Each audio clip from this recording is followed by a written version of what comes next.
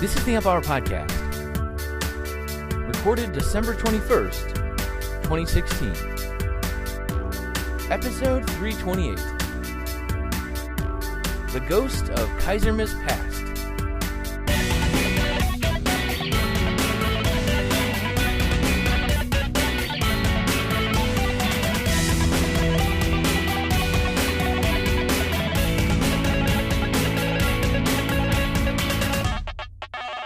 Welcome to the Amp Hour. I'm Dave Jones from the EEV blog. And I'm Chris Gamble of Contextual Electronics. And this is Jeff Keyser from MightyOhm.com. Do it together, Chris. Merry Keyzermas! Yes, sir. Yes, sir! Hey, guys. That joke Welcome never back. gets old. No, it really Thank you. doesn't. We missed you, man. At first I thought it did, but no, Right. it doesn't get You know, old. in the 100th time. Endearing. Yeah, yeah. Yeah. You're back for our Christmas special. What's new? Oh, gosh. Yeah. Thanks for having me back. I can't believe it's been a year since we did this. But yeah. But good riddance, it's great to be 2016, right? Oh, and Looking hello, forward to wonderful 2017. 2017 is going to be wonderful, Yeah. you know. Yeah. I'm sure it'll... One big turd after another. Although, in 2016, I have finally met one of our guests. Who, Jeff? We met up, didn't we? Oh, yeah. Back in April, you were telling me. Yeah. And I thought it Yeah, was we did. longer ago than that, but no, it was only this year. No, yeah. Yeah, that was awesome. Yep. I that was during my 24 hours in Sydney. Yes. Like I had literally about 24 hours in Sydney on an extended layover from New Zealand, and yeah, we met up and it was great. It was a lot of fun. The biggest, I think Fromers calls that the biggest waste of time in Sydney ever. Yeah, to go meet Dave. Right, to go meet Dave. You got 24 hours in a beautiful city, and I you go hang out asked with him Dave. this. Like I said, look, you've only got 20. Are you sure that you want to? Oh, yeah, let's have dinner. Okay. Your wife's gonna be with you. Are you sure you're allowed to? Yeah, And then I remember I was late because Sydney traffic, there was something on, and it was, yeah. that'll show you. Yep. That'll show you. Anyway, No, it was that's great. good. It was great. we had dinner, and then we went for a walk under the harbour bridge, all across Sydney under the harbour yeah. bridge. Yeah. And, yeah, and you yeah, played that with was some big bolts. super cool. Some big nuts. Oh yeah, I forgot about that. Yeah, I tweeted the a photo. the harbor. What? So Wait, I what? Well, he played, but he likes playing with big nuts. Well, I mean, this is one of those things that I think that you can see pictures of Sydney, and I think it's really hard in a photo to really understand how big the harbor bridge is, and then you get up to it, and it's like kind of freakishly tall. Yeah. Like it's really, really high in the air, and you can get right under it. And so Dave and I went to one of the supports, and there are these like 2 foot, Oh, at 2 least, foot yeah, wide. yeah. I mean, at Nuts least and nuts bolts, yeah, on these. that are holding this Yeah. thing to the ground, and it is just amazing. But the scale of it is pretty jaw dropping. Sydney is a neat place. I would love to go back and spend more time there, Yes, you have and to. spend more time in Australia. So maybe that's on the radar for maybe I don't know about next year, but sometime soon. I would love to spend more time there. I And was gonna say, go if you back. wanted to go back in April, I mean, we could hang out, the three of us. That would be unprecedented. Yeah. I don't That know. would. Something might happen if all three of us get in the same like place at a the same terror time. in space time. Yeah. Right. Yeah. Well, me and you hung out at you were at SuperCon and Open Hardware Summit as well. And actually, you came That's down to right. one of my San Francisco meetups as well. I did. Yeah, you're like the traveling I've done man. a lot of traveling this year. Yeah. Yeah. Well, so I went to China 8 times last year, and that got me to like elite. You know, the elitist. Well, I guess not like Million Miler, but I got to like the elitist of elite levels on my airline, Alaska, and yeah. so now it's relatively easy. Like I get free trips and can do that thing, and so I've been cashing in, and so I've done a lot of traveling this year, and so yeah, I did the Hackaday. What do you call those? The Super conference. The super conference. And then I also did what was that one in San Francisco? That's It's Hardware Developer Didactic Galactic. Yes. yeah. Yeah, easy I to don't. remember. No one's going to remember that. Yeah, I just call Nah. it HDDG these days. That's the meetup that's in San Francisco. The hardware meetup.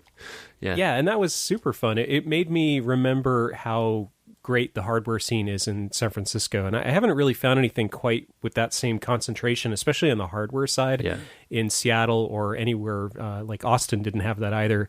So it was kind of fun to go back and just be like, man, there are so many hardware geeks in one room here on just kind of a random, like, what was it, Wednesday night or Thursday night? Thursdays, yep. Yeah, it was awesome. We Yeah, had a that really part is great time. nice. That definitely, I mean, it really is. Yeah, and people are coming up from the South Bay too, so that's really. And we do. I mean, there's a lot. The speakers are always really good too. So like that's the other thing is like there's always good talks and good people. Yeah, So, yep. yeah. No, the talks were fantastic, and the talks at the SuperCon were fantastic too. Yeah, I just saw former guest Alan and your coworker Alan Yates. His talk just got posted today, and if people, I saw that. I've referred to his episode on Embedded a couple times since, but holy crap. Like the lighthouse stuff, like he's just like talking about like, oh, you know, like micro radians and like, you know, the things like rotating. Like, what the hell? That's not real. That's no what? I think that my favorite thing about Alan, I've seen Alan's talk, and obviously I work with Alan. I talk to him all the time. But one of the things that I think really interests me is like the humility. Like, you know, we didn't know that this was going to work, and we thought it wasn't going to work, and so we started looking at reasons why it wouldn't work, and then all of a sudden we realized that actually a lot of those reasons were solvable, and then it worked. And it's just, I think it captures the process of engineering of like, there's tons and tons of naysayers and people saying, no, that's never going to work out, and then you just keep kind of chipping away at it, and through a huge amount of work, you eventually get to something that does what it's supposed to do. And I think his talk at SuperCon captured that, and I thought that was really neat. Yeah, and Ben's talks too. So Ben used to work with you guys, and I think this was around the same time when you guys were developing and prototyping it. That's actually inspired my 2017 goal of just getting better at prototyping in general. Like, just Ben's a good role model for that. Yeah, exactly. For sure. I mean, just like the get out of your own way kind of thing, you know, like that's the main thing of like, because I'm always like, oh, well, what if I, you know, got to make this perfect, got to make this, like, no, man, just go. You know, like that's a skill. And I agree. Yeah, I agree. And I think Ben is one of the best people I've ever met. So I think it would be hard to be at Ben's level of like abandon when it comes to just starting to hot glue and put things together. Abandon. Yeah, but it's a skill too. I mean, like the skill of just like, you know, just like incremental. It's scientific almost. I mean, it is scientific, right? It's having a hypothesis and then you go towards testing it as best you can. I agree. Yeah, and you have to have pretty good wits about you to sort of be able to make quick decisions on the fly that help make your thing better. Like I think that's one of the other things that Ben's really great at is sort of just jumping in and being able to sort of start off on the right foot and make a long series of sort of small decisions that all come together and I think are part of the reason why Ben is so good at what he does. But I think there's a lot of trial and error too, and there's a lot of stuff that he's built that doesn't there's work. a lot of stuff you don't see, I'm sure. Yeah, of course. Yeah, of course. And I think that's hard as an engineer to sort of embrace failure, and I think that's I find that very hard to sort of go in going like, this could be a colossal waste of time. Right. But it's almost as important as anything else, right? Of like right. Yeah, I was talking to I think I was reading about that. I always go back to music, right? And it's just like, you know, like you think about like how many times you play like a piano piece and you just suck at it, right? And eventually you start kind of working towards it, right? But it's, you know, it's that practice over and over again that's what really gets you good at it, right? And in electronics, it's because for a long time, and because of how I started learning a lot of this stuff too, where it was expensive prototyping and stuff, it was more restrictive. You know, you don't do as much trial and error type stuff because there is such cost to it. But then it's getting so much cheaper too. It's so enough for me. What about you, Jeff? Where else have you been traveling? Jeff has a Instagram account, and we were talking about that before the show. You have some very fun pictures on there. Thanks. Yeah, so most recently I was on the East Coast, and I spent a few days in New York, and including Manhattan, visiting friends and family, and also I spent a couple days in New Jersey. And so this was because who doesn't do that, right? New Jersey. So I grew up in New Jersey, so I've got family there, and when I was little, I grew up in a small town in North Jersey. just not that far outside of Manhattan. And so I was back visiting family, and while I was there, I had read a book. So earlier this year, I read a book called The Idea Factory. Have you ever heard of it? We have heard of it. I've heard of it. Yeah, so it's by John Gertner. It's a history of Bell Labs, basically. And I found that book fascinating. It's actually probably for me, unfortunately, I don't read a lot. I probably should read more, but I don't read a lot. And that was a book that I could actually, I stayed into, and I finished at a pretty quick pace because I just couldn't stop reading it. And it basically walks through the entire history of Bell Labs. And for me, it is probably one of the most inspiring engineering tales that I have read recently. And it talks about the innovations that occurred. And I think the thing that I didn't realize about Bell Labs is that they invented everything. Yeah. Well, examples. Let's get some examples. So, the transistor. Okay, I knew that one. That's Just kind a of a small big thing, one. yeah. And not just the transistor, but the point contact transistor and the junction transistor and the field effect transistor were all Bell Labs discoveries. They, I believe, at least commercialized. I'm not sure if they invented fiber optics, but they certainly commercialized fiber optics. Oh, well, then they bought did a bunch Lucent eventually, or they became Lucent, I suppose. Parts of it did, Oh, right? spun off their group or I'm something, not who an knows? expert on Yeah. their history. It's really complicated. Yeah. So these days it's like Nokia, Alcatel, Oh, yeah, that's Lucent, right. Alcatel Bell bought them. Labs. Yep. Yeah, it's really complicated. But it doesn't just end there. They invented, I believe, waveguide for doing microwave communication Really? was a Bell Labs thing. So if you ever, anyone that's in RF design knows the Freese formula. It's a formula for calculating the noise figure of cascaded amplifiers. Freese was a Bell Labs guy. So all of this very fundamental RF stuff. Shannon was at Bell Labs. Yeah. So information theory came out of Bell Labs. Satellite communications came out of Bell Labs, or at least partly out of Bell Labs. It just goes on and Solar on and cells, on and on. cellular phone Solar technology. cells, I've yeah. got the top 10 list here: lasers, digital transmission and switching, communication satellites, touch-tone telephone, Unix Oh, yeah, operating of course that system, makes and, sense. and, ton of and, and telephone C stuff. itself. The C language came from there. Oh, DSP. yeah. K&R. Oh, and Unix. Unix came Unix, from Bell Labs too. It's just Yeah. nuts. It's kind of crazy. Is this an Instagram photo? I'm looking at your Instagram. Is that a photo of you against the feed horn that measured the cosmic background radiation? Yes, yeah, that's right. Yeah, awesome. so I was in New Jersey. This stuff is super super cool, and I highly recommend if anybody's ever on the East Coast to go and see this stuff, because a lot of it is open to the public, and Okay. you can just walk up to this stuff. I went to 3 Bell Labs sites. So I read the book. I thought the book was awesome. I was like, if I'm ever out there, I should just go look at it. And it's kind of bittersweet, right? Because on one hand, as an engineer, I'm very interested in so here are these guys who did these amazing things. You think about the guys that invented the transistors. So that would be Shockley, Brattain, and Bardeen, right? And these guys made this huge achievement.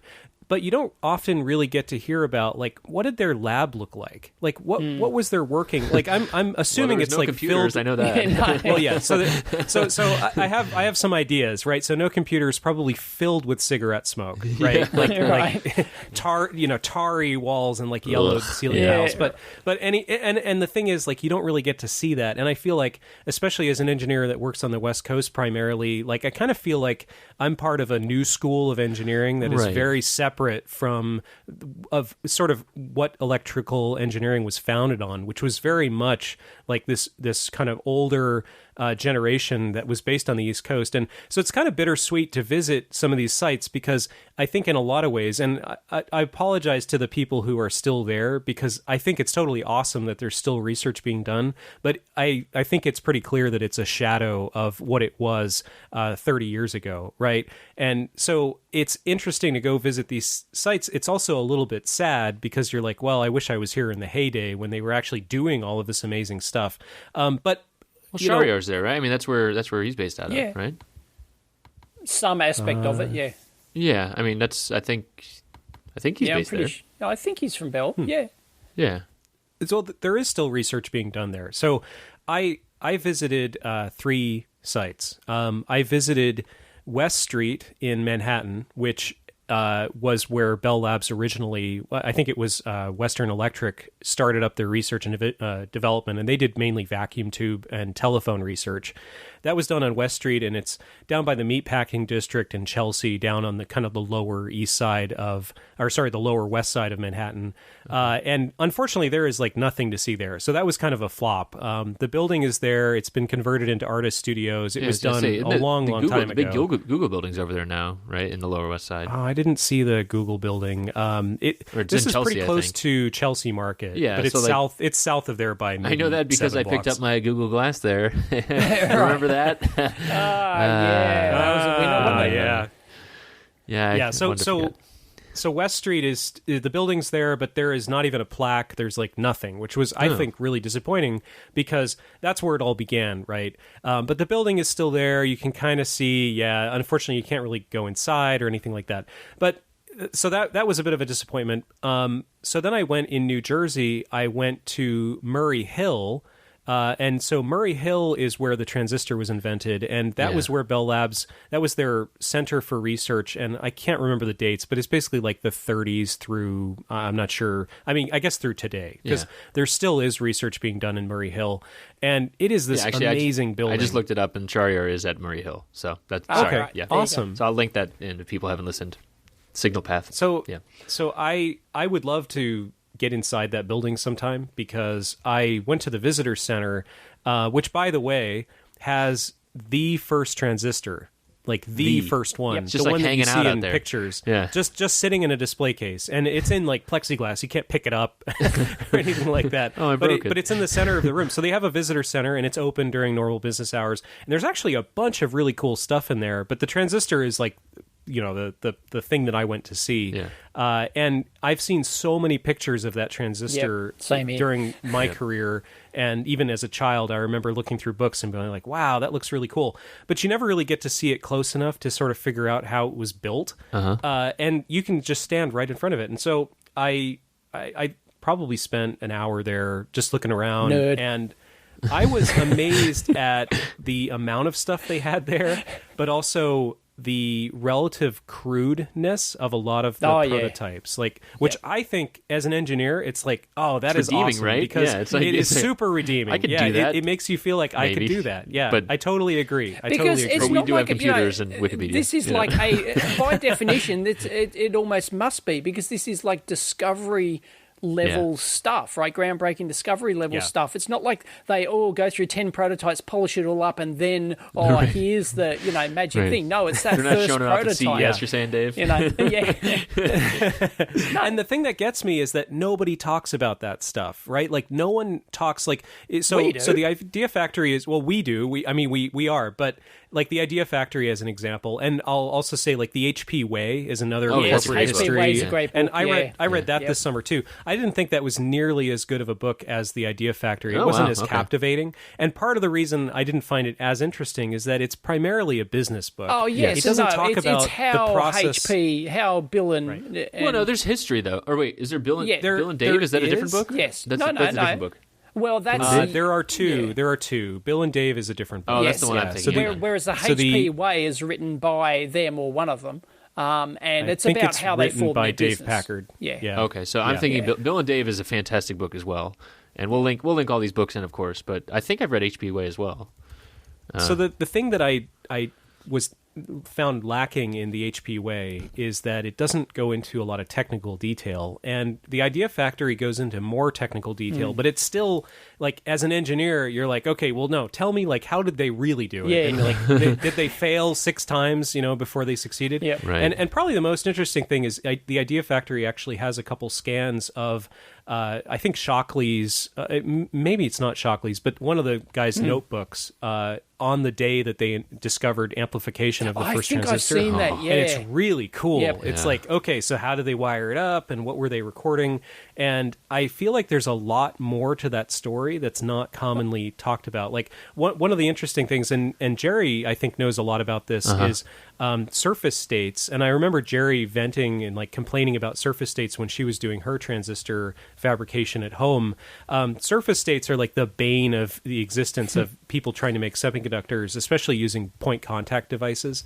And I know for a fact that on the first transistor, they had essentially failed and then realized, I believe, that if they immersed the tip of their contact in an electrolyte, some kind of a liquid, and I don't know what kind of liquid it was, that suddenly things started working. And it is amazingly hard to find that kind of detail in any kind of history of the transistor, and I think it's kind of fascinating. Well, it's kind of interesting how, I mean, so like thinking about it, just even how people write about stuff. Like these days, there's so much like behind the scenes, here's how I failed, here's how I did it. But like even back then, think about like publication timelines and stuff like that too. There wouldn't be as much recorded, right? There'd be lab notebooks, no doubt. No, right? no. Nobody records anything anymore. I think stuff was much more recorded. I'm just saying that in terms of like publishing it, though. Like, so, like, yeah, I'm sure that stuff right. totally exists in the records or in the lab notebooks. I agree with you, Dave. But like, I'm saying that like now it's almost like celebrated of like the different steps, right? And you actually would talk about failure, whereas in the past it'd be more like, well, let's just talk, or maybe it's just even lost to time. Like that. Well, you didn't have an audience to share it with. Now every single person has a global audience they can share with. Yeah. I mean, it's an entirely different world. So, yeah, I thought just seeing that stuff in person, I mean, it made it feel a lot more real. Yeah. It totally is. Totally. Yeah. No, the first thing when I went to Silicon Valley, like as soon as I touched down, I went and we went to I was on a work trip, went to the conference center, as soon as we unpacked everything, bam, in the hire car, straight to the garage. It was like, I went, see you guys. Yeah. Where the hell are you going, Dave? I wish the garage was open to the public. Yes, yes. Yeah, and I've been outside the garage. I've never been inside. No, I've never been inside either. It is just a garage, though, right? I mean, they have actually recreated it inside of what it looked like back then. So they've done that now.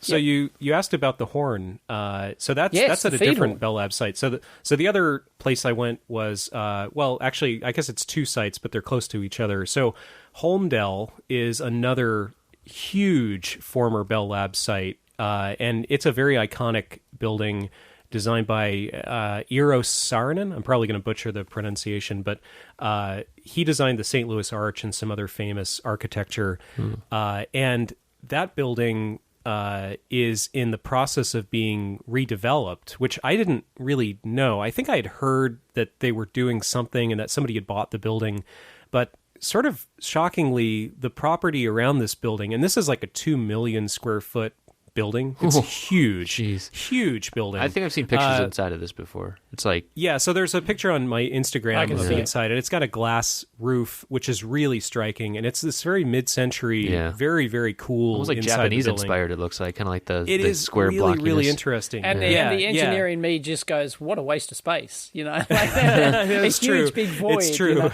Well, I heard that that one of the requests for the Holmdel facility, which was built after Murray Hill, was to try to get more light into the interior spaces, because apparently Murray Hill was kind of prison-like on the inside. Okay. Yep.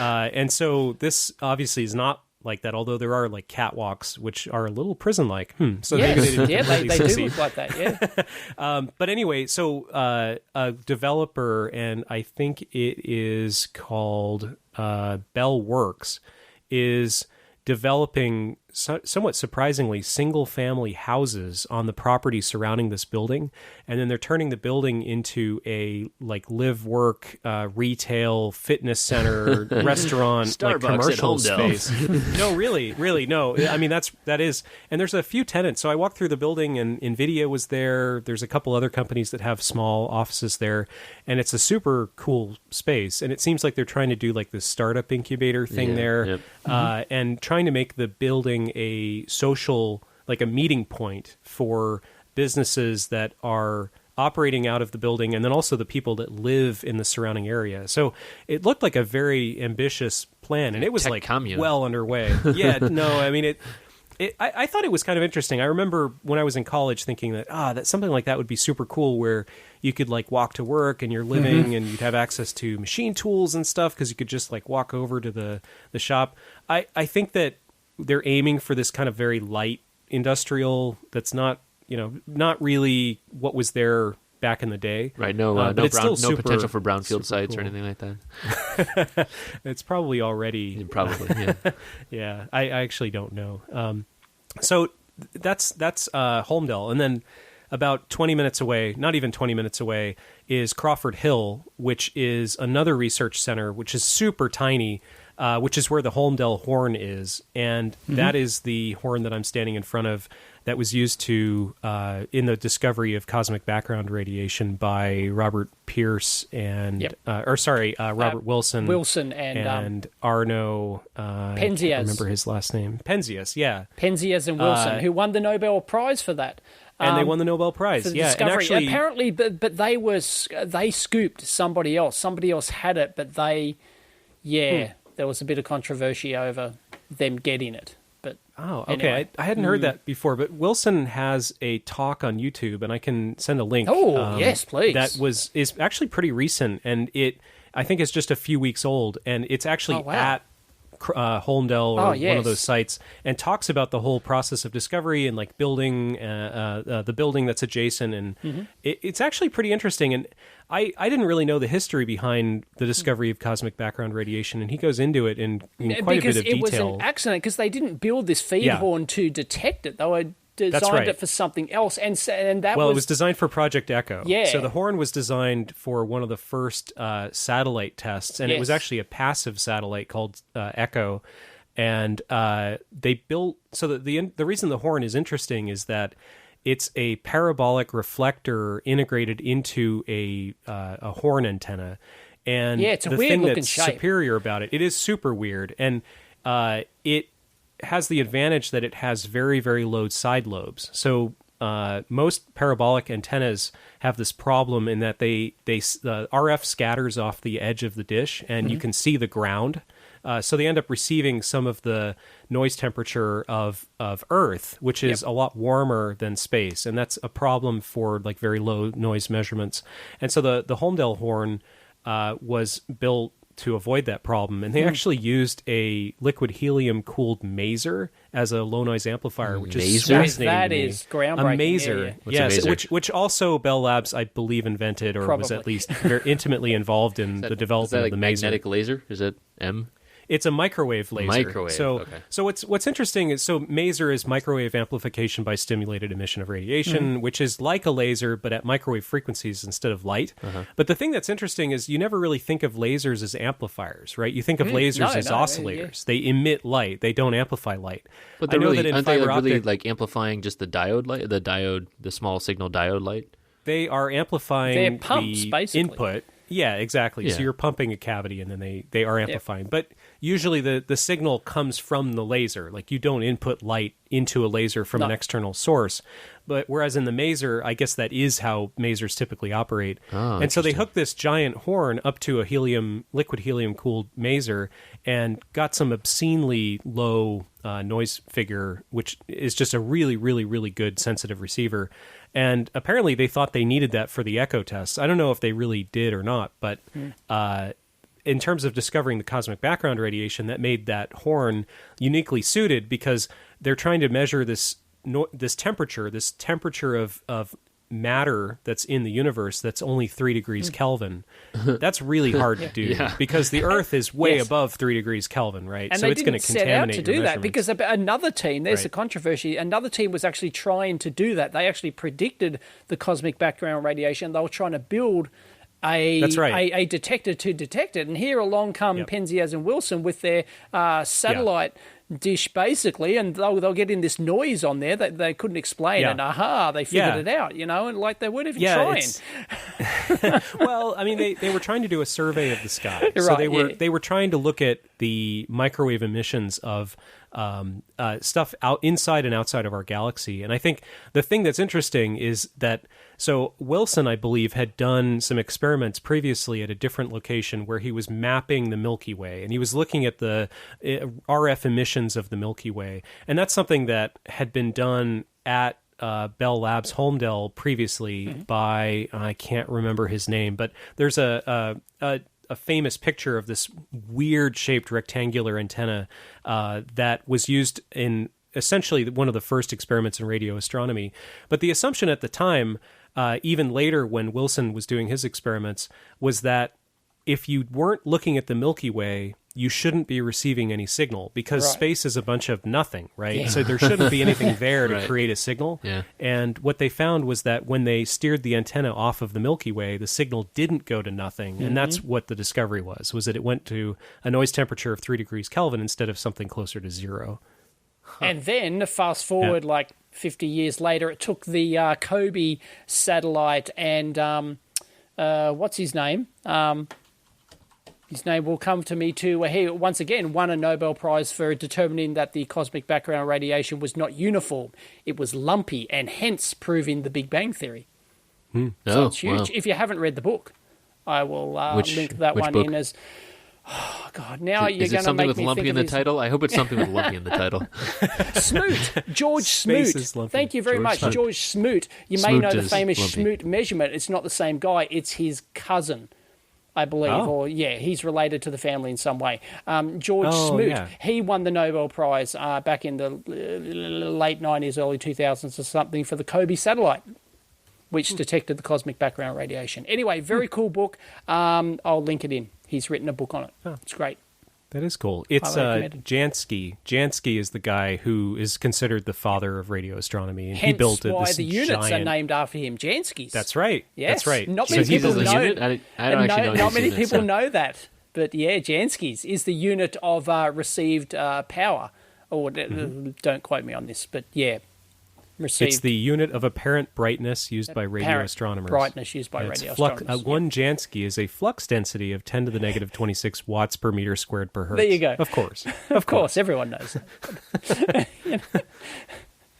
that. Yeah, so it was neat to see this stuff. Yeah. I'm actually really curious if that horn antenna is still in use. The building that's next to it is still in use, and I'm not sure what's done there, but a bunch of secret research.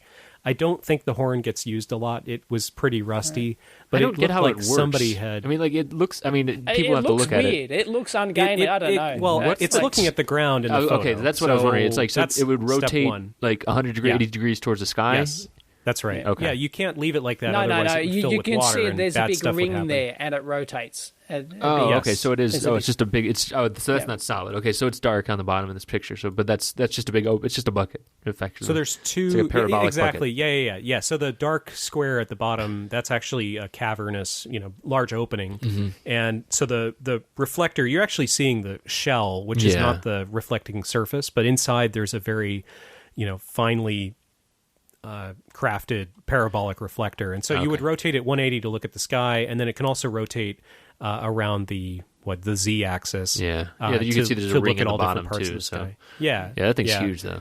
I mean, But yeah, the I'm actually staircase curious. for I'm curious. scale. Yeah, it is big. I mean, it's huge. Like you can climb into it. And I would love to try to make some moon bounce contacts using it. I wonder if the hams Yeah, have that's what they wanna probably use it for used this these to days. do that. Yeah, but yeah, right. That's kind of what I would. Yeah, that's my interest.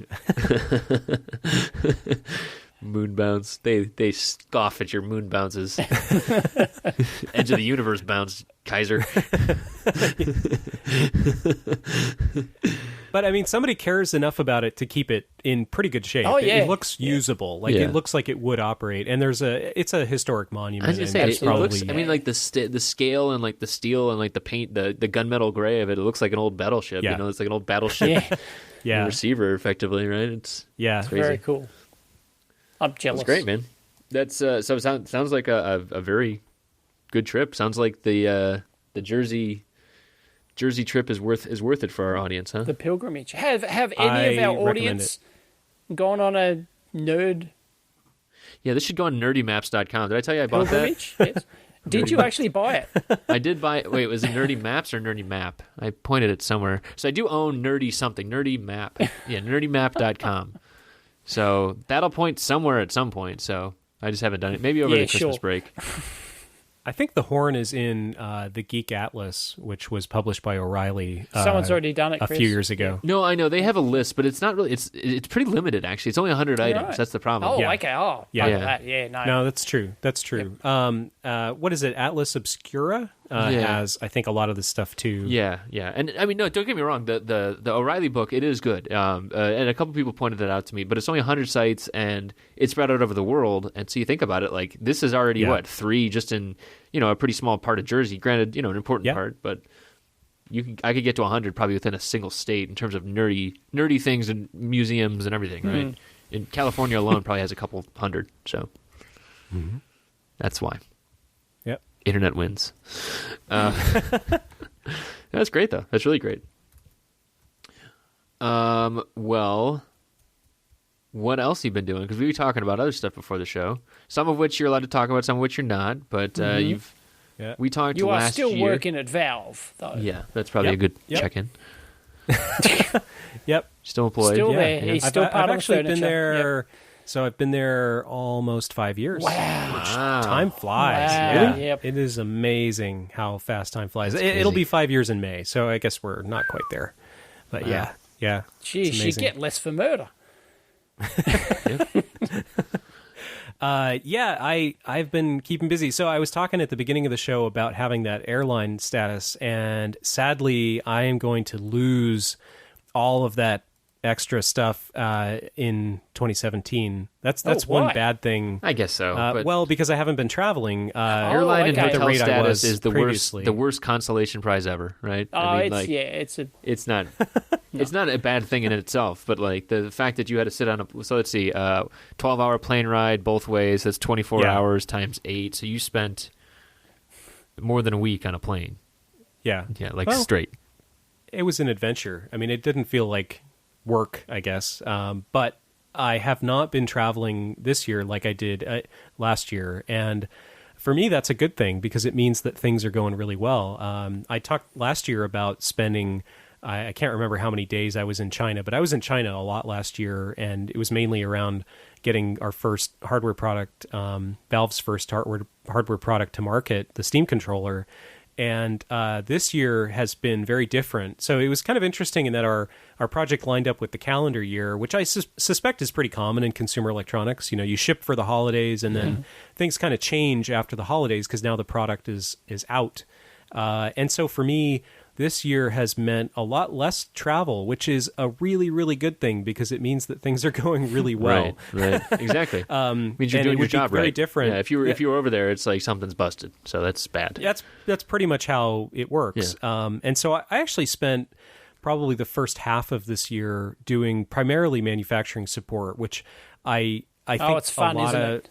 A lot of people would commiserate. A lot of designers would commiserate about that, and I think that it is one of those necessary evils. You know, you have this baby that you brought into the world. It comes with the job. Rarely and so do you you sort of have design to put in the something. time. We're peeling back the curtain here, folks. Rarely do you become a design engineer and you just throw it over a brick wall.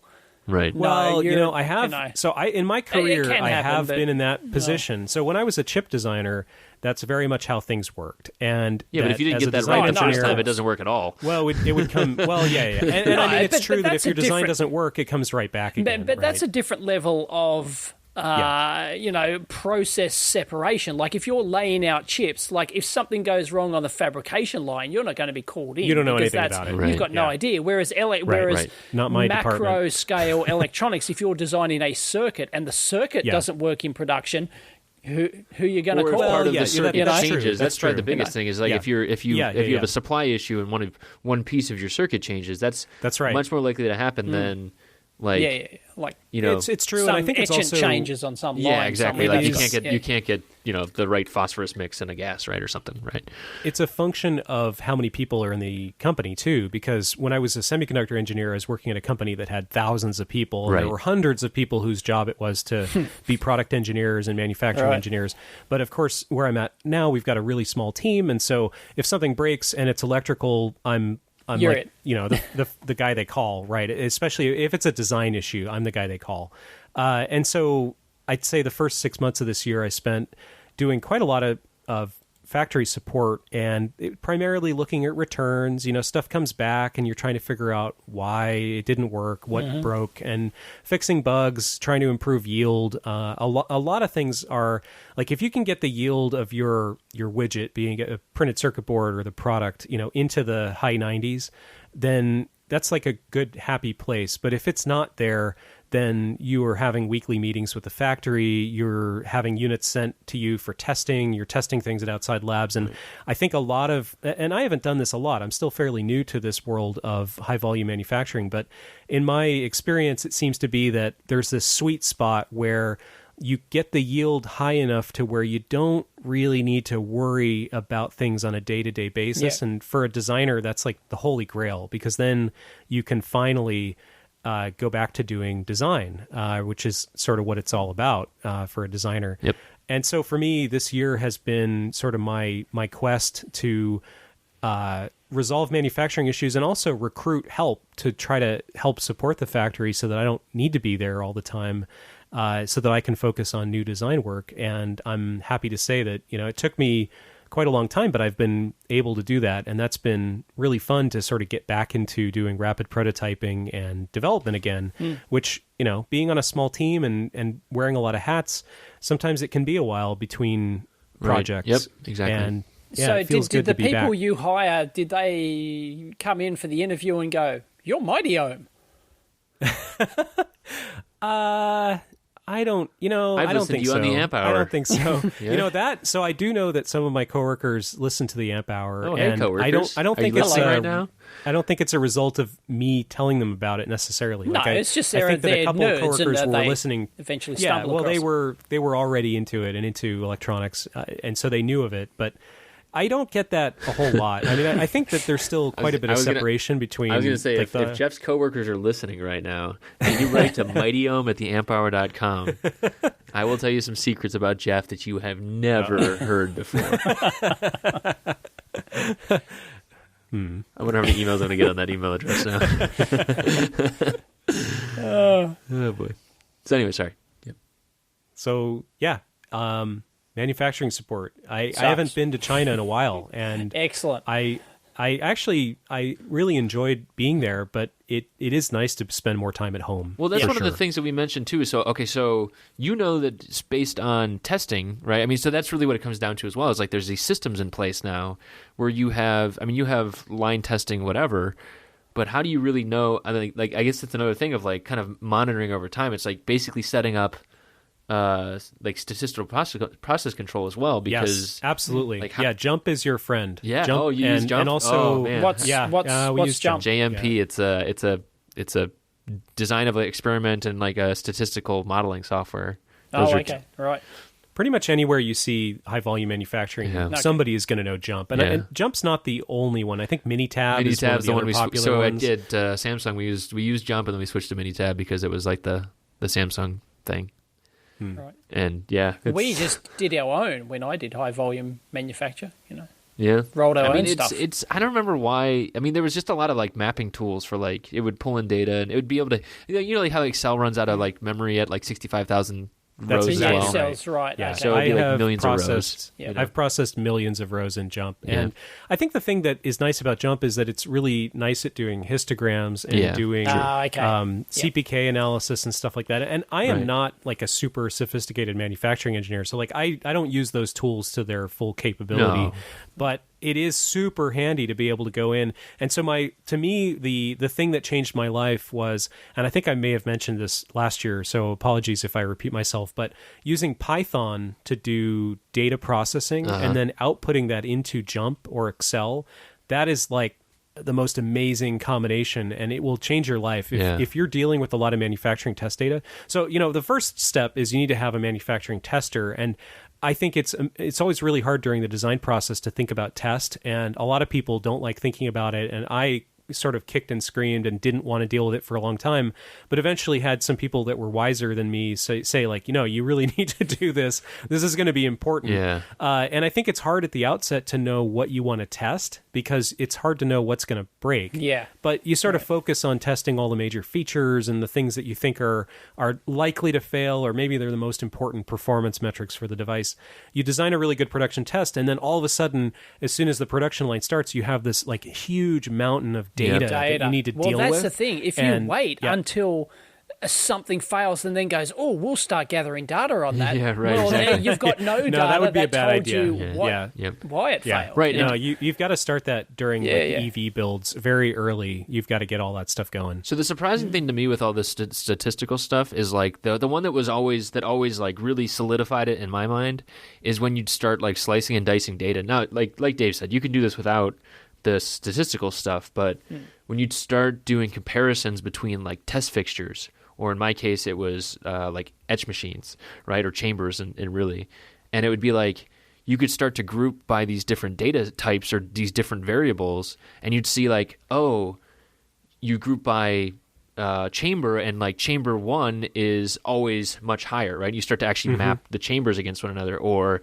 you'd also map operators, and like operator, Jeff is always has a higher failure rate, right? And it's like it's not to assign blame; it's just really just to measure these things, and you can go and investigate those variances that you would just never find otherwise. One of the terms that's tossed around a lot is gauge R&R. Yeah, exactly. Gauge R&R all the time, and people like to just do gauge R&R and everything. And I found that there is a time and a place for that. And I think as a standard manufacturing like process control thing, it's important, and it's important especially for a factory to do that religiously on test fixtures and stuff.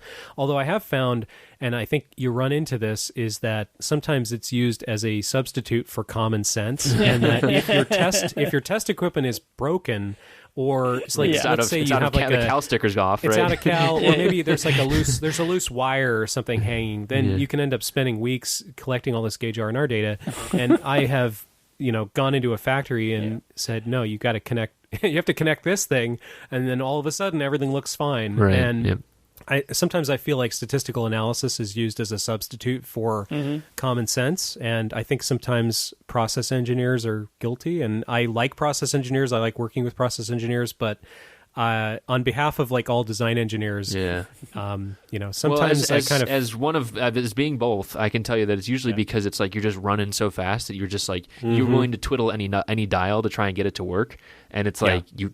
There's a lot of that mentality, do that, right? You have to you have to be more measured about it, and usually the design engineer who has the background is like, oh well, I know exactly which knob to twiddle because it's always that knob because I designed it. I think it's important. It's important to know how it's supposed to work and not just think of the tests as like a black box. I think that's the trap you fall into, is that at a traditional company there's a lot of separation between design and test, and that the test engineers may not have all the information they need, or they certainly weren't involved in the design as much as they probably should have been, and so they're having to test a thing that they didn't design.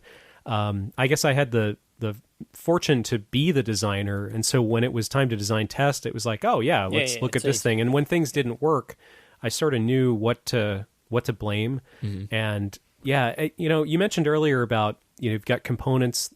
Component obsolescence is a thing that keeps you on your toes in high volume manufacture.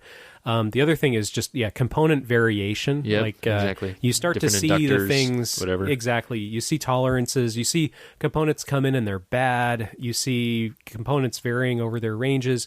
You see things like multiple devices in one package that usually behave the same, but then they're not guaranteed to. I've seen that. Wait, do you guys track at the pick and place level of like, so if there's components A1, A2, A3 on a board that so like A1, A2, A3 on board 1 were from a certain reel, but then at A2 the reel ran out, and so A3 was a different on the second board was a different. Do you guys track at that level?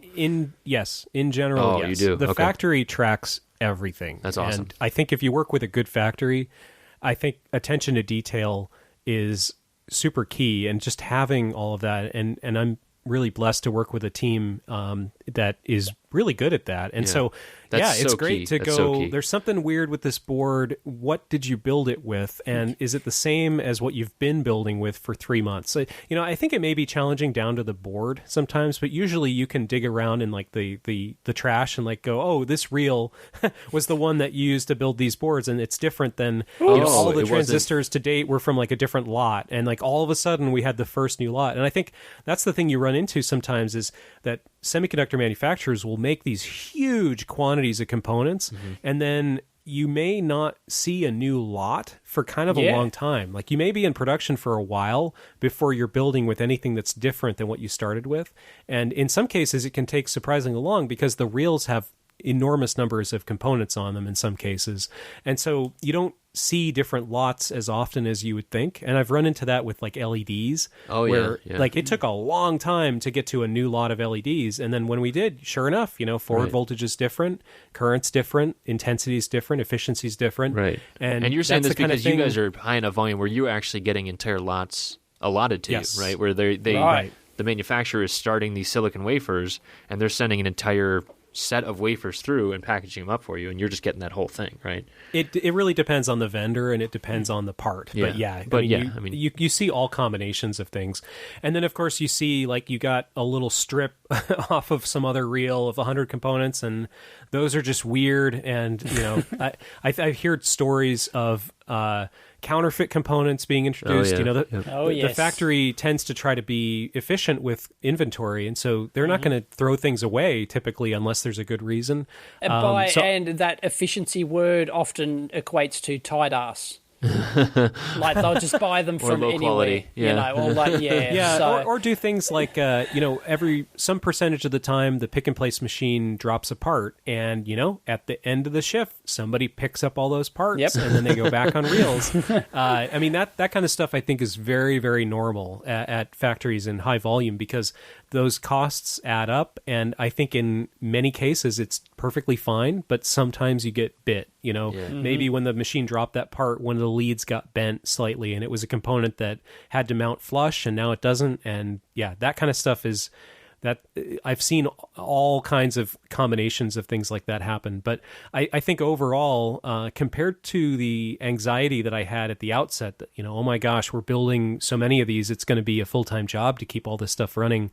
I think that it has turned out much, much better than I anticipated. And I think it's, partly the CM, and I think it's partly the design, and I think it's partly that I've had a lot of help, especially over the past year, and in dealing with a lot of these kinds of problems. So it's been good. Are we allowed to say numbers? How many of these things you've made? Is that a public number?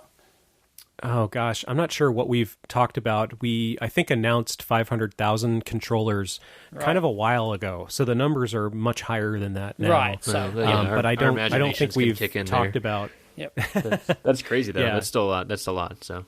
I think that there's this general rule, like unless you've shipped 1 million of something, you're really not a high volume product. Yeah, and that's right. Safe to say, we're shipping high volume stuff. Gotcha. It's interesting. So the other thing that we talked about, and obviously, like you said, you're working with a high quality manufacturer. But one of the things that I said is that like the interesting thing is over time, like why testing is important is, CMs make money on the margins, right? And over time, they usually make that margin on the back end, right? And it's just like, so you haven't seen anything like that though, where it's quality hasn't changed, obviously, but where you have substituted components or something like that. That's what I'm really I've heard lots of horror stories, and I've never seen it myself. Right. I've been fortunate, but you hear about that all the time, and I think that's one of those things that I think about, which is how often should you visit the factory? Right. Maybe things are fine, but it's important to kind of keep tabs. You want to make sure that your line hasn't been like relocated to the basement. You want to make sure that there's still a sense of priority and that attention is given to it. And I think that sometimes when things are running really smoothly, you can get very complacent. Yeah. But I think it's important to go out and shake hands and meet the GM and do all that kinds of stuff. And that's something that I'm still exploring what the right balance is there, and still learning sort of how all of that works. Because for me, this is kind of uncharted territory. It's like you think about as a designer working towards this goal of shipping a product for so long, and then you finally shipped it. And for me, the experience was like, oh, well, now what? Now you keep doing that You're on until the the product's side. done. Well, I guess you work on the next one. Right. Mm-hmm. Yeah, and I think the relationship thing is important too, like you mentioned. I mean, especially given China business culture as well. At least what I've heard about it, because I still have yet to be there. But just like the importance of just being on the forefront of people's minds, right? I mean, I think that being a high priority, high volume customer probably changes things as well. I hear that more from the low volume stuff. So, but Yeah, I've heard tales of. I was talking with an engineer not long ago that he realized at some point that all of the boards he was testing had been built with free samples of components that the manufacturer had gotten from the vendors. Like they had received all these free samples of like cut strips of 10 parts, right? Because he realized that every 10 boards used a different manufacturer's resistors, and they were cutting costs and trying to use free samples. I've never seen that myself, but you're also that's not the kind building of thing things as 10 a at a time, designer right? that, I mean, that scares you. Well, I do. I mean, I don't do that in China, but I do. I've got a story about that.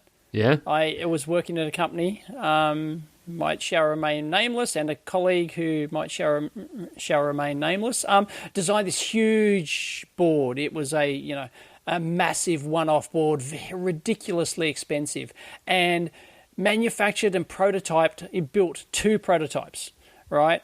And using all sample parts. Like, this is back in the days of Maxim, okay, right? when Maxim made all the coolest chips and you could not get them, but their sample service was the best in the industry. Isn't that still Maxim? Yeah. Is it? Anyway, does Maxim still do that? I don't know, but anyway, they had the best sample service in the business. So anyone on the planet could get, 2, 5 of these chips, right? No problems at all. And so they built up this, millions of dollars on the line here. We're showing this off to the client. These prototype boards, and it worked. Oh, yeah. And they went, great, we'll buy 10 of them or whatever. They're real expensive systems, right? And he went, we can't make 10. I used up all my samples, we can't even make 10 of these things because, anyway, check your sources, folks, right? You got to make sure you can actually get parts. And that bit the company big time. There's an interesting place in between sample quantities and like low production numbers where I feel like there is this void of. It is really hard, especially if you're a small company, to build like 10 or 100 of something. Well, that's why they exist. That's almost the sole reason. Exactly right. That's exactly right. But not every manufacturer's components are on DigiKey. Yeah, this is. And so I wrote about this recently because I had to do that for that badge, and it's like, okay, it's 300 badges, right? Not super high quantities. Mm-hmm. And like people told me that, I'm like, yeah, you're right, but it had 128 LEDs each board, and it's like, so that's somewhere between 300 and 48,000 is, that's, you start running into some real numbers, and you start running out of distributor stock, right? That's where you start to get true too. bit. Yeah, that is very true. So, and I've experienced that before. Like you buy up the world's supply. Exactly. I've personally bought up. You did that for the resistors, right, Dave? Like those fancy resistors. for the resistors. Yep. Yeah. Yep. I bought up the entire world's supply. And it's like you can. So then you could put them on order, and that's fine, right? That's the legit way to do it. But it's like it's and really wait 12 weeks. It's about the expectations where it's like the same thing where like those people that were building 2, like Dave's talking about, the real expectation is, oh, well, when can you build another one? It's like 12 weeks plus however long it takes us to debug those 10 boards, right? Yeah, right. Yeah.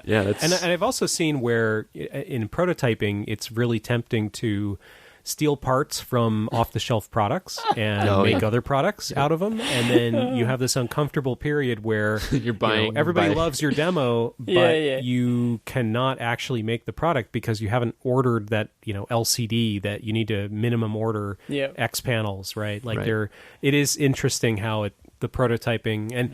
I like it. A lot of companies are great about supporting prototyping, and especially if you are like a legitimate business. But as like a small business, like when I was doing freelance design, people don't really give you the time of day because they don't know if you're ever going to result in any real sales. And that's where it's super hard. Like as a small company trying to make a custom LCD, that would be, I think, really challenging. Yeah.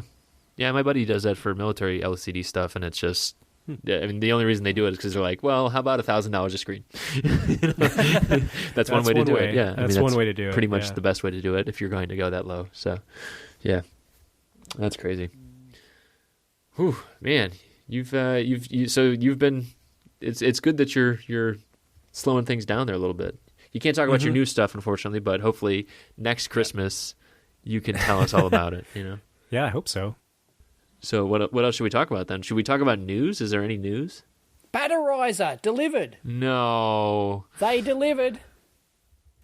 They delivered. Okay. Well, mine is stuck in Turkey somewhere. I don't know. Sorry. Where's the update? Bad times. No. Anyway. No, it's stuck in Leipzig in Germany at the moment.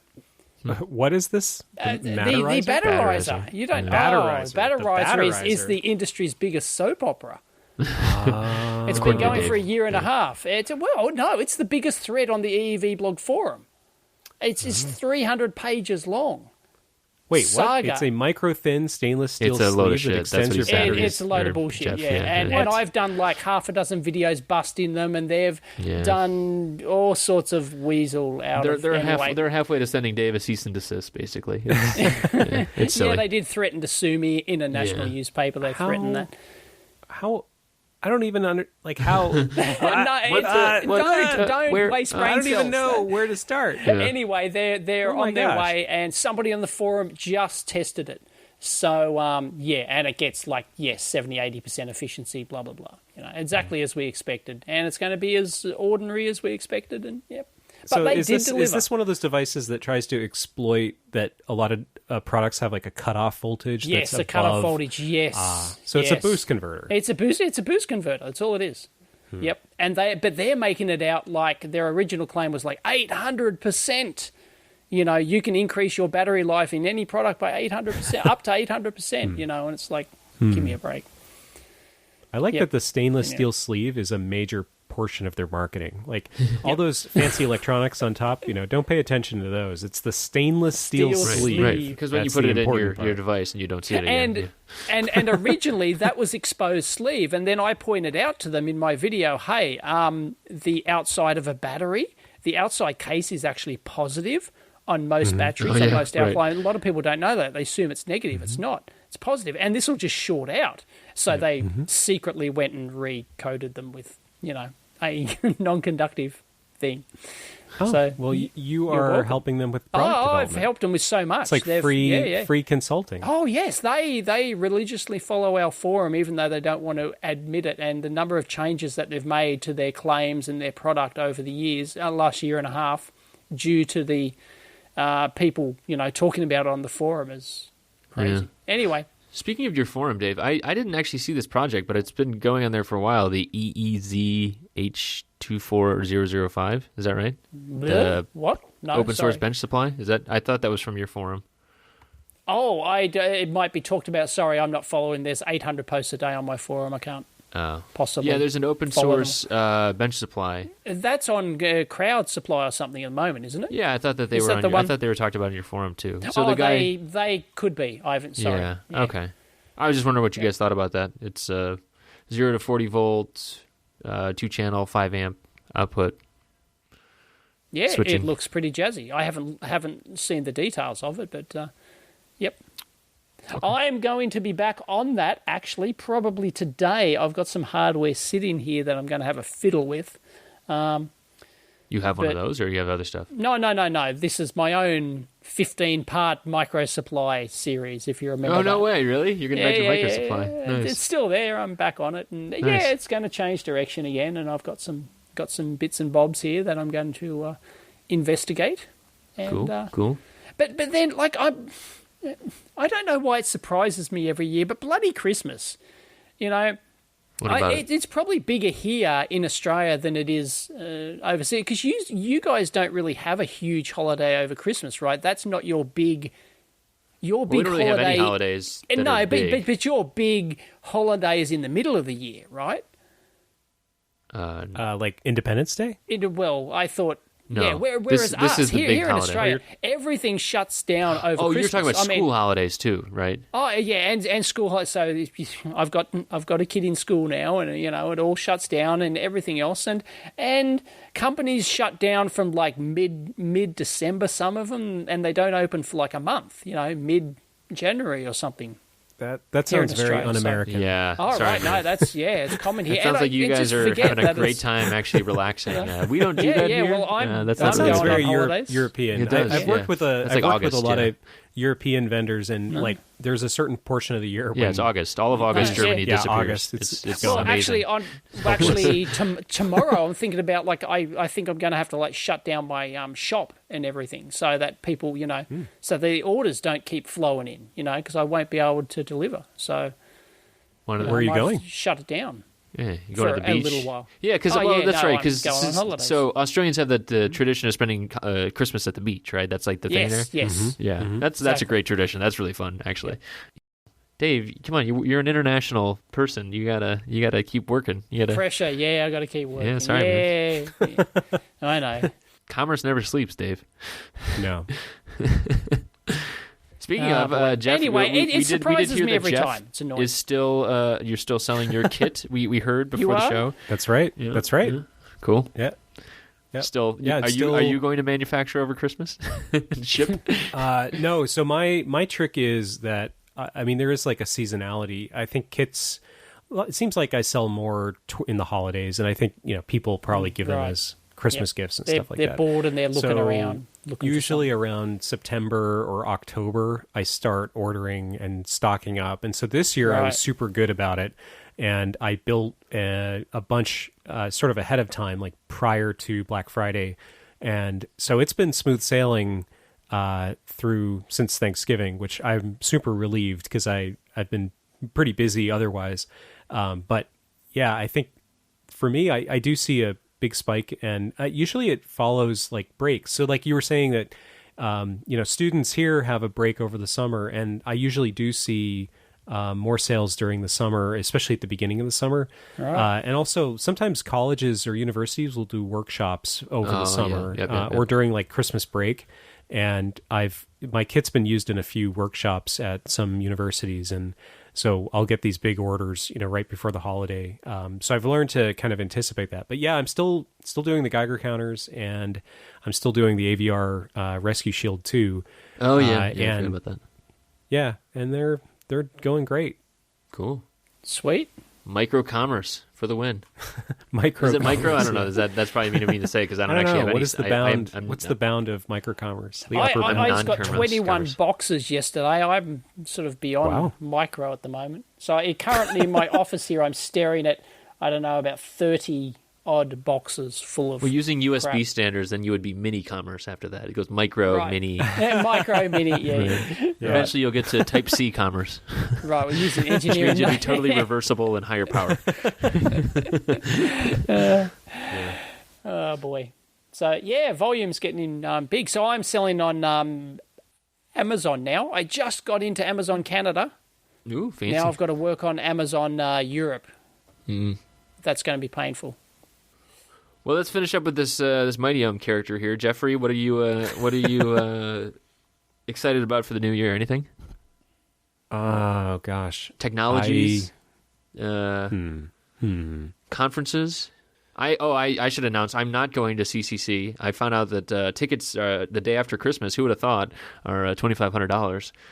Even 2 I went months a couple ago. years ago. Yeah, I went a couple years ago, and I remember tickets being expensive. Right, and then the actual I couldn't get an event ticket either. I didn't realize that Yeah. those are like I think they're you have to have have to it- buy them like the day they start Yeah. So sales. this right? is Otherwise, becoming you're out of the luck. engineering equivalent of Comic-Con, is it? Like a Comic-Con thing. It's like I mean, the it's thing kind of more everyone like, has to go to. And like, I think it's Yeah. an interesting experience. I mean, this year too, especially it's the 33C3. What is it? 33C3. So like I don't know, 30th anniversary, something 33rd. It's a great conference. Yeah. I haven't been since they moved to Hamburg. It was in Berlin last time I went. Yeah. And it was a great conference. And Germany is wonderful around New Year's and the oh holidays yes, in it is. general. I've been to Hamburg around. Yeah, it's just amazingly beautiful. Just before Christmas. And they know how to throw a New Year's party. I was there for New Year's In Berlin? a few years back in Berlin. Let me and guess, there was fireworks. I've never- Lots of fireworks. there were a lot of fireworks. Does not beat Yeah. Sydney. Everyone comes to Sydney for New Year's. It's the place. Sorry. I don't know. Have you been in Berlin? No, Sydney is what. Go look at any list of the top places to go to on New Year's Eve? I don't know, guys. Have you guys been in the suburbs of Cleveland for New Year's? Last year I did that. It was killer. I built my 3D printer. One interesting thing. I got an email yesterday from my alma mater, and I don't know why I just thought of this. I think 3D printing. So I went to UC San Diego, and I'm on some alumni newsletter, and get updates once in a while. They're offering. So they started a makerspace, Okay. which is funny to me in that it's like bringing that whole thing full circle. Like, I think that in a lot of ways, at least for some people, the whole makerspace movement was a response to universities not giving a practical hands-on education and not allowing access to stuff like that. Like I didn't have access to anything like a makerspace when I was in college. Right. And so it's funny to see that come full circle, but they're also offering like hands-on hardware hacking courses to undergraduates, like freshmen, which I think is awesome. Like, Yeah. I wish Very that something like interesting. that had been around, and I think that's super exciting. So I hope other universities are doing that too. Now, Yeah, I know. it's Kent- taken a long while. Kent Lundberg does that too. He did that. Oh, really? We talked Oh, about that's that, right. that teardown class. He was like tearing down Yeah, that's right. guitar pedals, stuff like that. Was it at MIT or maybe at Olin? I forget, but he was doing some of that stuff. It was good. So Yeah, it's great to see, because I think like that is one of the big issues with university education is not having the hands-on. Like I always hear horror stories of people saying, "Yeah, I just hired somebody fresh out of college and they don't know how to solder." As an electrical engineer, I think that's. I mean, it depends on what discipline you're if in. only there I was like think an we online still- course for this that's kind a of little thing, bit or embarrassing. videos that you can watch think online. Haven't we looped back to like episode 5? Probably, yeah. Right, Yeah, right. I think we talked about this like 6 years ago. Sorry. No, it's fine. Sorry. I mean, Jeff, if we didn't allow ourselves to repeat ourselves, we'd be off the air a long time ago. You need exactly. like a buzzer that comes on, like, eh. Yep. That's just in people's. It's more of a oh god, these guys again. That's people shouting that in the car right now as they're listening. Well, to the audience, I'm sorry. Oh, You only have to endure me once a year, though. oh, this is people's favorite episodes. Oh, One of people's favorite episodes. We're getting a lot of good guests this year too. I mean, we've had some good guests this year. We'll have more of a retrospective next episode, I'm sure. We've got one more before the new year, as long as Dave shows up. Oh, do we? Maybe not. Well, Yeah, I'm going I to do may one not. without you then. Oh, I already okay. have a guest. Right. All right. So Anyone I know? yeah, they have a podcast. They're a dynamic duo. No. Okay. They like coding for small devices. Right. We're going to make fun of you when you're not here. Yeah, I may not be here. So. Okay, that's all right. Yeah. So, what's everyone doing in the New Year's differently? Well, I mentioned prototyping. That's my goal. I want to build more stuff. I've been busy. I've been busy, and I haven't. My hobbies have been on the sidelines. I need to get back into doing some kit stuff. I've been buying test equipment so that I can build something, and I just need to like do that. That's my. But thing. buying test equipment can also be its own end. That's true. Yeah. Just doing the Obsession is the word you're looking for, Dave. Obsession. Yeah. Yeah. And I plan on hiring More products? More people? more products. Yes, Nice. yes, that's a plan. And once again, I probably said this last year, but you'll see me outside of the lab more. Prove it. So yeah, I know. Yeah. Yep. But One- no, I've got quite a few things lined up, as in places to visit that Excellent. I didn't get to in 2016. So I Well, will. I'll be there for some of them, so hopefully. We'll see. Yeah, Maybe I can maybe. join for some of those. I will be visiting Dave. That'll be one thing in 2017. In I'm April, joining yep. that space that I mentioned when I moved to Chicago, M-Hub. I start on January 3rd. So I will be working from there, just doing a So you co-working start. space. I was going to say, Yeah. you're using it as a working space. Right, but then they have the workshop Yep. and stuff like that, and that's what's really exciting. It's good to have the people there, but the workshop as well. So I will Right. take pictures and share about that. That's going to be really fun. I'm really excited about that. So Cool. Fun. I plan to do more projects too. I've started at the end of this year. There was a little flurry there where I started 2 separate project Yeah, that was fun. series. So Yeah. yep, finish those off. 2017, the year where we build stuff to ignore the world and improve the world. Well, I like the first part. Yeah. I mean, year where we I build stuff. got That's a an good extra space motto. in 2016, so I'm currently working from the office. There's now the lab and there's the office, so 2 separate spaces. So yep, and that worked out fairly well. So pretty happy with that. Excellent. I was on the East Coast, as I mentioned, and I was reminded that houses on the East Coast of the United States have basements. Yeah. Oh, I have to wonder if like every house had a basement, what that would do to foster like creativity and hobbies and like a small business, because just having all that space is something that on the West Coast, we West Coast dwellers don't get that. And I feel like, you know, it'd be even better, Jeff, is if the houses didn't cost millions of dollars. That's usually Right, well, there's that yeah, too. yeah. you find There's more that too. space Yeah. upstairs you where could you actually want to spend time. You could rent a big space. I think basements are cool. I like the Oh idea yeah, of the do you basement. like basements when it's like 15 degrees outside? Yeah, no, not Fahrenheit. not Fahrenheit. really. So I want a basement, but I want it on the West Coast where it's No. not 5 degrees below. Sorry, Right. but no, I do not miss my garage at all. No. Yeah, there's something. No, I think thanks. there's something to be said is for. No I think I'm with Dave on this one to have separate space. It is. I mean, it's nice to be able to go down there and just tinker once in a while, but like separate space is.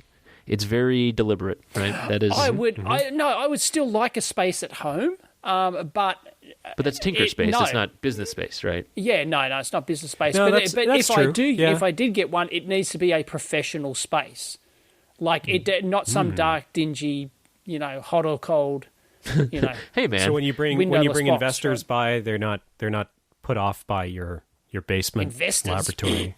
How about show guests? No, it's just I had a couple guests in the basement. It was okay. Show guests. Yeah, they were spiders, but they got over it. That's a way of moderating how often people come to visit you. That's right. Yeah, right. Yeah, you've got to make it comfortable, but not too comfortable. Right. You don't want the drop-ins. The drop-ins are the worst. That's right. Yeah, drop-ins. All right, guys. Are we done? Yeah, I Is guess. that a I show? guess I guess that's a show. it. Yeah. We How could long just have we been going for? hour 15. Hour and so, 15. Wow. yeah. Jeff, thanks for coming back. We always love having Thanks, you on. mate. Yeah, thanks for having me on the show once again. Be sure to travel more next year so you have more awesome tales and places to tell us about. Yeah, if anyone has suggestions of like geek destinations, nerdymap.com. I'm Let us into know. that. Yeah, we got to yeah. get it on nerdymap.com. Yeah. But you can also email me and tell me where, or tweet me and tell me where I should go. I'm a sucker. I'm a total sucker for that kind of stuff. I like to do that when I travel. That's great. Except when you spent one day in Sydney. Well, He had yeah. spent like 2 weeks in New Zealand before that, though. That's the real I truth. had- Okay. That's right. He prefers the Yeah. Kiwis. I will be back. I will be back to Sweet. Australia. Yeah. Yeah. Jeff, All where right. can people find you online and elsewhere? They can find me at mightyohm.com, my website, or on Twitter as @mightyohm, and Instagram as mightyohm, and Geez, you've got that probably whole many other branding places thing happening. as mightyohm. Yeah. That branding thing works. Yeah. He is the mightiest of the ohms. It's good to be easy to find. I think Yeah. that is important. Yeah. Absolutely. Awesome. All right. Catch you next time. Have a good New Year's, guys, if I don't talk to you. And, we'll talk to you soon, Jeff. You too. Yeah, Happy New Year's.